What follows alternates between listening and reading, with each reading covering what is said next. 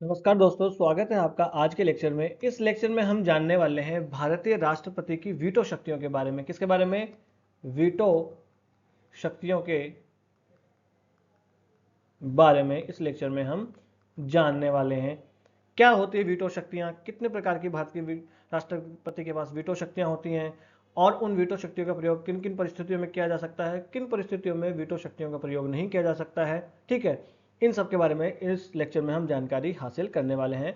तो जो भारतीय संसदीय व्यवस्था है, इस संसदीय व्यवस्था में राष्ट्रपति के पास संसद के द्वारा पारित विधेयकों पर अपनी सहमति न देने का अधिकार होता है। क्यों ऐसा अधिकार होता है? देखिए, जब मैं आपको बता रहा था एक लेक्चर में संसद के बारे में, चलो और देख लेते एक बार। देखिए, होता क्या है कि संसद जो है होती है अपनी, इस संसद के होते हैं तीन पार्ट। एक होता है लोकसभा, एक होता है राज्यसभा और एक होता है राष्ट्रपति। राष्ट्रपति देखिए कार्यकारी भी होता है और संसद का पार्ट भी होता है। तो यहां से देखिए, लोकसभा और राज्यसभा से कोई बिल पास होता है और वो राष्ट्रपति के पास जाता है। जब तक राष्ट्रपति के साइन नहीं हो जाएंगे वो बिल जो है अधिनियम नहीं बनेगा। तो अब जब ये बिल राष्ट्रपति के पास जाएगा तो यहां पर राष्ट्रपति के पास उसे सहमति न देने का अधिकार होता है। ये सहमति न देने का अधिकार होता है ना, इसे ही कहा जाता है वीटो पावर। क्या कहा जाता है?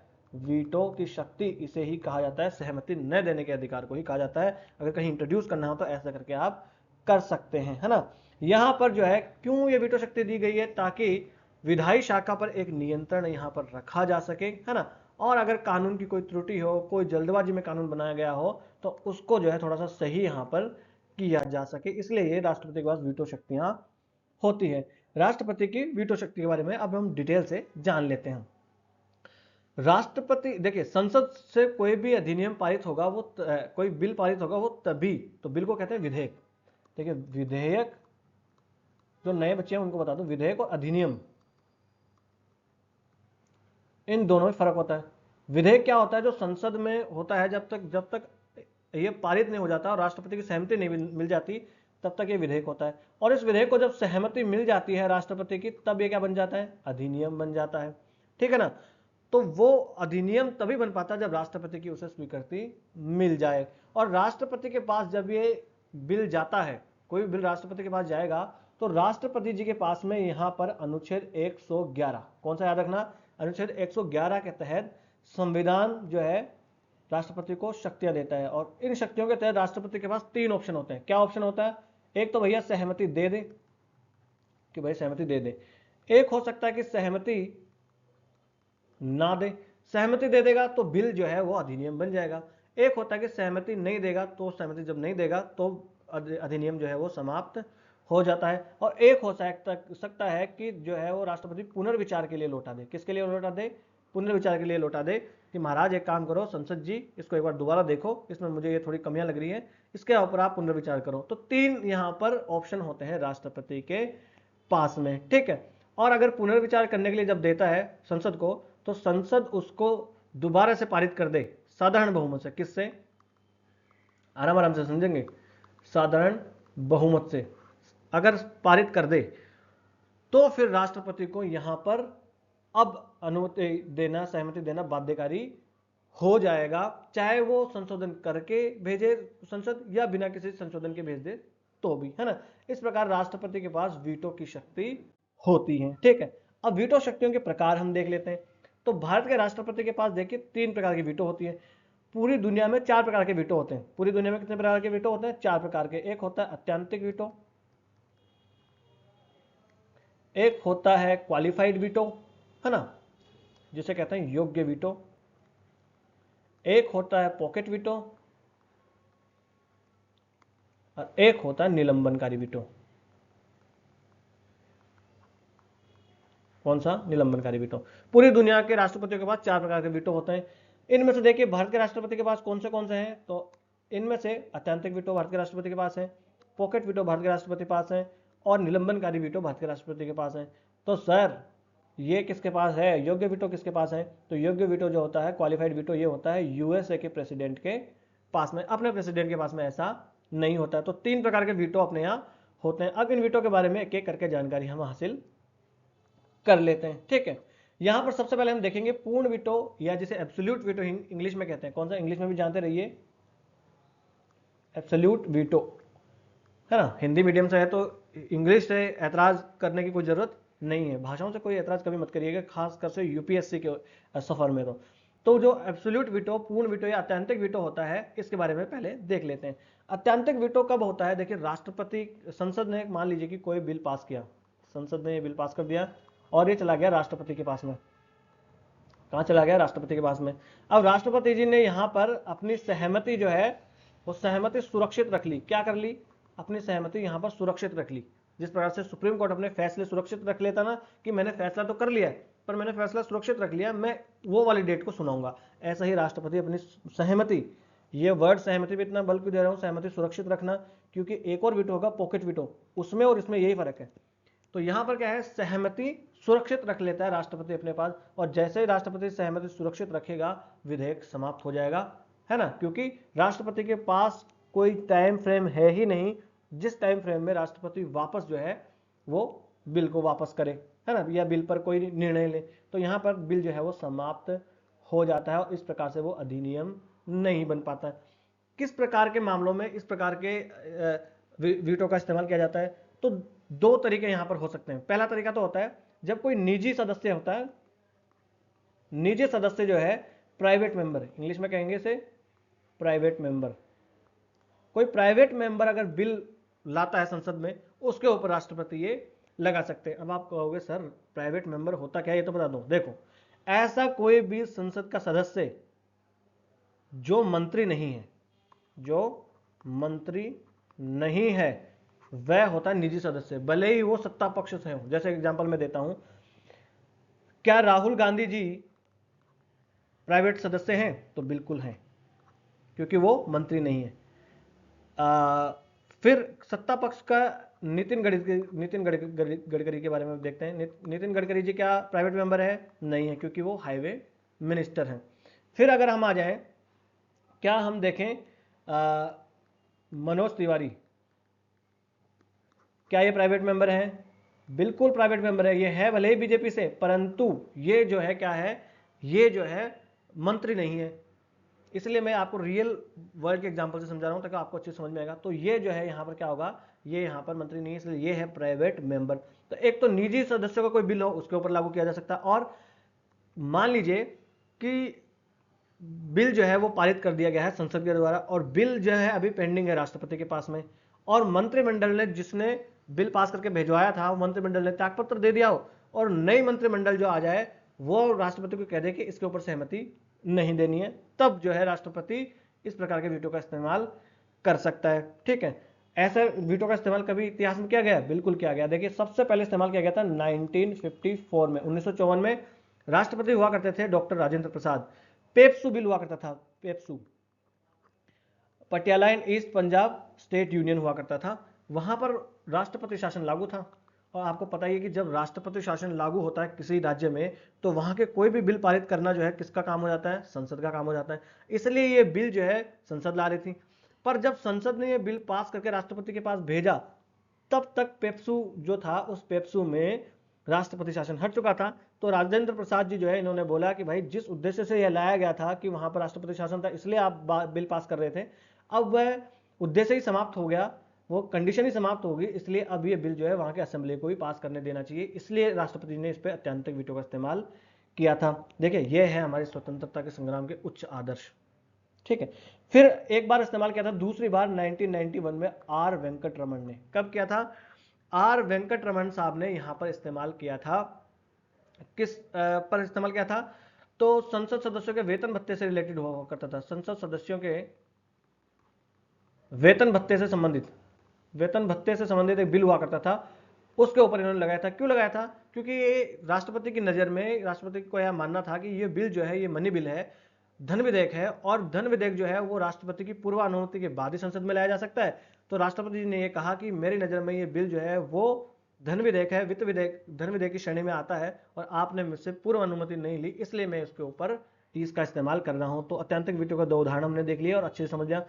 बहुत डिटेल में जाके समझा रहा हूं। इतना समझने के बाद वीटो पावर से अगर क्वेश्चन यूपीएससी मेंस, प्रीलिम्स कहीं भी आ गया हो, आपसे छूटेगा नहीं बिल्कुल भी। ठीक है, उसके बाद में आ जाता है निलंबनकारी वीटो। कौन सा? सस्पेंसिव वीटो या निलंबनकारी वीटो, या जिसे हम कहते हैं सस्पेंशन वीटो भी हम कहते हैं। ये क्या होता है, देखो यहां पर मान लीजिए अपनी संसद है, ये अपनी संसद बन गई साहब।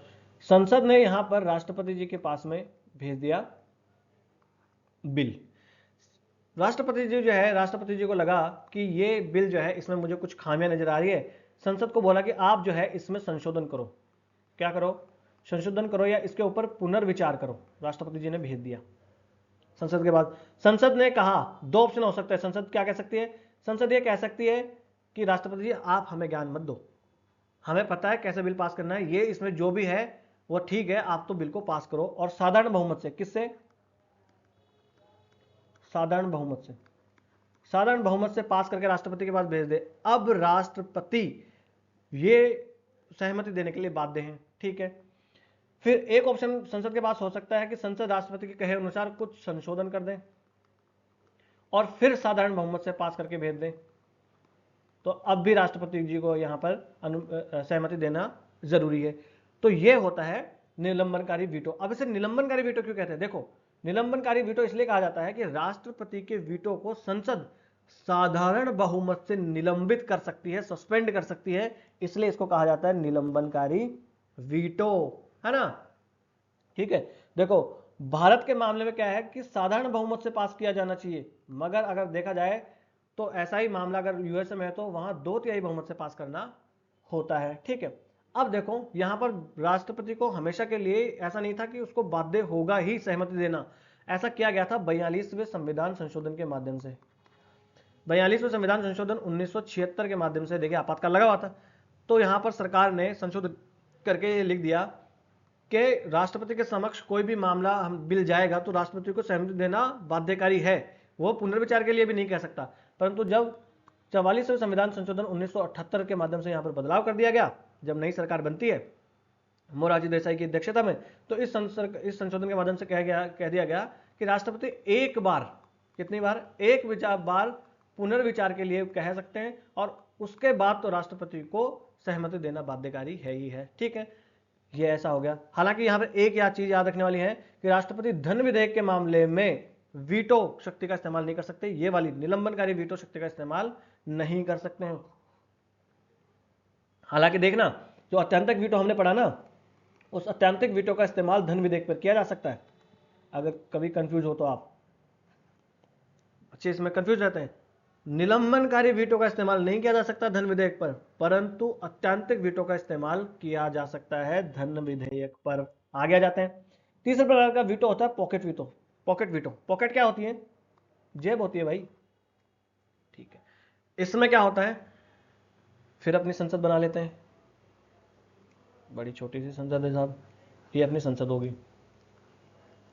संसद जो है यहां पर भेजती है बिल राष्ट्रपति जी के पास में।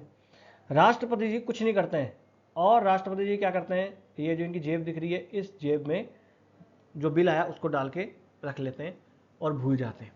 मतलब क्या हुआ, राष्ट्रपति जी ने जेब में डाल लिया और कोई जवाब नहीं दिया, ना कोई सहमति दी ना कोई असहमति दी, ना सहमत हुए ना असहमत हुए। देखना, अत्यंतिक वीटो और पॉकेट वीटो में एक ही फर्क है, उसमें सहमति सुरक्षित रख लेता है राष्ट्रपति, यहां पर ना कोई सहमति देता है ना कोई असहमति देता है, कुछ नहीं बोलता राष्ट्रपति सीधा जेब में रख लेता है और भूल जाता है। क्यों ऐसा कर सकता है राष्ट्रपति? क्योंकि संविधान में कहीं पर भी कितने दिनों में राष्ट्रपति को निर्णय लेना है सहमति असहमति का, यह संविधान में लिखा हुआ नहीं है। संविधान में नहीं लिखा हुआ है, इस बात पे फोकस करना, अंडरलाइन कर लेना इस बात को दिमाग में, कि राष्ट्रपति को सहमति देने के लिए संविधान में टाइम जो है, समय निर्धारित नहीं किया गया। क्वेश्चन ऐसे ही लाइन से बनते हैं, है ना। तो राष्ट्रपति के पास कब वो निर्णय देंगे उसका टाइम जो है वो लाइन डिसाइड नहीं है, इसलिए राष्ट्रपति उसको लेकर भूल जाते हैं। परंतु अमेरिका में देखे जाए तो अमेरिका में ऐसा मामला होता है कि 10 दिनों के अंदर अंदर अमेरिका के प्रेसिडेंट को निर्णय देना ही पड़ेगा, या तो सहमत हो या तो असहमत हो। तो ऐसा कहा जाता है कि भारत के राष्ट्रपति की जेब ज्यादा बड़ी है अमेरिका के राष्ट्रपति से, है ना, ताकि वो आराम से रख के भूल जाते हैं। वहां के राष्ट्रपति को तो 10 दिन में वापस बाहर निकालना पड़ता है ना। अब देखो यहां पर एक चीज आपको और याद रखने वाली है। क्या याद रखने वाली है? कि कि 24वें संविधान संशोधन 1971 के माध्यम से ये कह दिया गया, कौन सा 24वां संविधान संशोधन अधिनियम 1971 के माध्यम से ये कह दिया गया कि संविधान संशोधन विधेयक जो है ना, कौन सा विधेयक, संविधान संशोधन विधेयक, उनके ऊपर राष्ट्रपति किसी भी प्रकार के वीटो का इस्तेमाल नहीं कर सकता। याद रखना, यहां से ऑलरेडी स्टेटमेंट यूपीएससी प्रीलिम्स में बन चुका है ना, इस स्टेटमेंट से। तो संविधान संशोधन विधेयक पर राष्ट्रपति वीटो का इस्तेमाल नहीं कर सकते। और कब ये कहा गया था, तो 24वें संविधान संशोधन अधिनियम 1971 के माध्यम से ये कहा गया था, ये भी आपको याद रखना है। अब सर पॉकेट वीटो का इस्तेमाल कभी हुआ है इतिहास में, भारत के इतिहास में? तो बिल्कुल, पॉकेट वीटो का इस्तेमाल भारत के इतिहास में हुआ है। कब हुआ है सर? तो इसका इस्तेमाल किया गया था राष्ट्रपति ज्ञानी जैल सिंह के द्वारा। कौन? ज्ञानी जैल सिंह जो राष्ट्रपति जी हुआ करते थे, उनके द्वारा इसका इस्तेमाल किया गया था। कब किया गया था? 1982 से लेकर 1987 के बीच में इसका इस्तेमाल किया गया था। एक बिल हुआ करता था भारतीय डाकघर संशोधन विधेयक, उसके ऊपर इस्तेमाल किया। सर डाकघर विधेयक के ऊपर क्यों इस्तेमाल किया पॉकेट वीटो? देखिए, ये नाम से तो डाकघर विधेयक हुआ करता था, परंतु इस विधेयक के अंदर प्रेस की स्वतंत्रता पर प्रतिबंध लगाने के कुछ प्रावधान डाले गए थे। तो राष्ट्रपति ने इसके ऊपर पॉकेट वीटो का इस्तेमाल किया गया था। फिर देखिए, महान और उच्च आदर्श वाले राष्ट्रपति कि नहीं, प्रेस की स्वतंत्रता के ऊपर प्रतिबंध नहीं लगाया जाएगा, तभी तो राष्ट्रपति को माना जाता है कि वह जो है वो पूरा निर्णय लेंगे, वो जनता के पक्ष में लेंगे और पूरे देश को वो रिप्रेजेंट करेंगे। सरकार भले ही कुछ निरंकुशकारी निर्णय ले सकती है, मगर राष्ट्रपति जी ऐसे व्यक्ति होने चाहिए, ऐसे व्यक्तित्व उनका होना चाहिए कि वह ऐसे सरकार के निरंकुशकारी कार्यों को रोक सके, है ना। तो यह उदाहरण है पॉकेट वीटो का। फिर हम आ जाएं, राज्य विधानमंडल के जो कानून होते हैं, क्या उन पर राष्ट्रपति वीटो अपना सकते हैं? आपको क्या लगता है? देखो, संसद के मामलों में तो अपना ही सकता है, पर क्या राज्य के विधानमंडल जो है उसने भेजा है, क्या उस पर इस्तेमाल किया जा सकता है? बिल्कुल किया जा सकता है। देखिए, यह है अपना राज्य विधानमंडल। क्या है? राज्य विधानमंडल।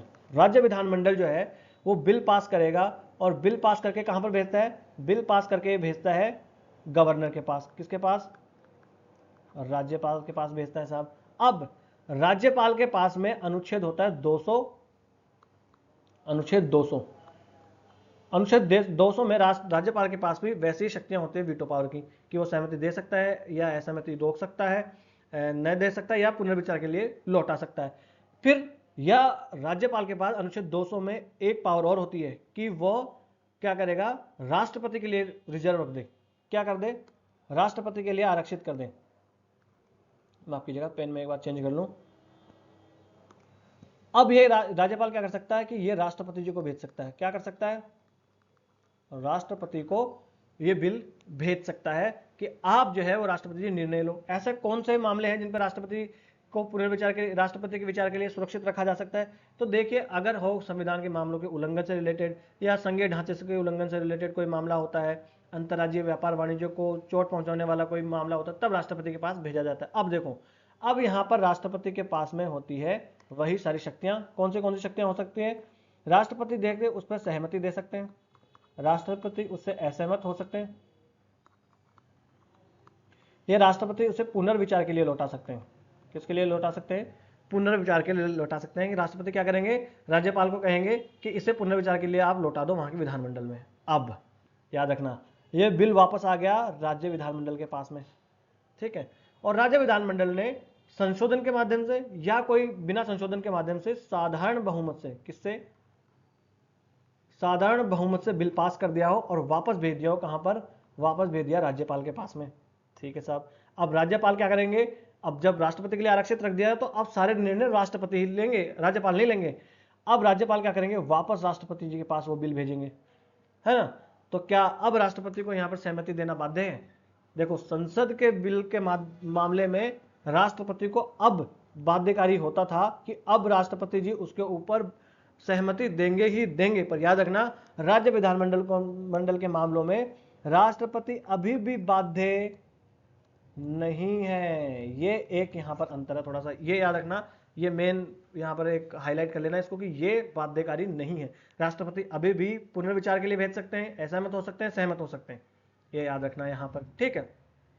अनुच्छेद 201 में राष्ट्रपति के पास है अधिनियम होता है। और यहाँ एक और चीज है, ये जो विधेयक यहाँ पर विधानमंडल को भेजा था वापस पुनर्विचार के लिए, ये 6 महीने के भीतर भीतर वापस पास होना चाहिए। कितने महीने के भीतर भीतर?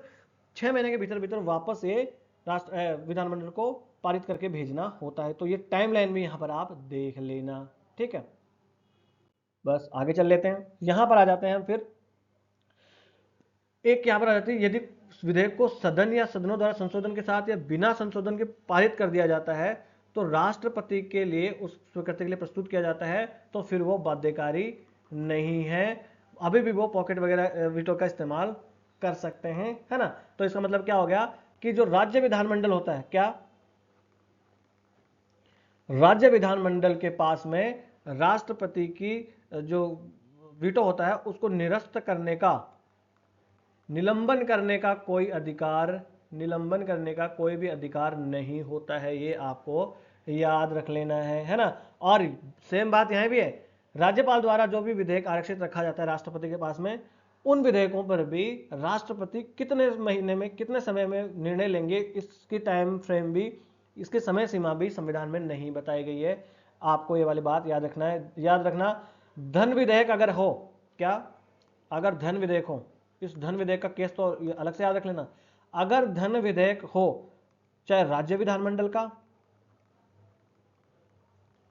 चाहे संसद का, चाहे संसद का, इस धन विधेयक पर राष्ट्रपति पॉकेट वीटो और अत्यंतिक वीटो का इस्तेमाल कर सकता है, मगर पुनर्विचार के लिए नहीं लौटा सकता।